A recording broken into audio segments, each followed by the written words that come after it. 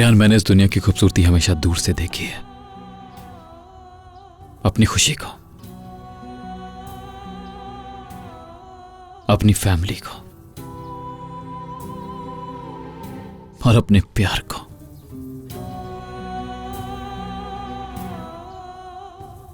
और अब तुम्हें भी रेहान, बहुत सी बातें हैं तुमसे करने के लिए, लेकिन तुम मुझे सुन ही नहीं पा रही हो रेहान। सच कहूं तो मुझे डर लगता है तुम मेरे साथ वही कर रही हो। तुम मुझे अकेला छोड़कर कूद गई। ऐसा मत करो, मत करो प्लीज ऐसा।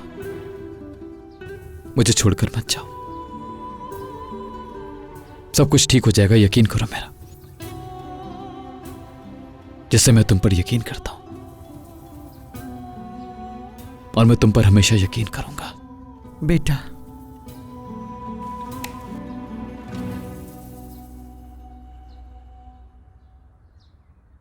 सब कुछ एक रोज ठीक हो जाएगा मेरे बच्चे। एक दिन इन सारे दुखों का खात्मा हो जाएगा और नई सुबह नमूदार होगी। लेकिन कब दादी जान?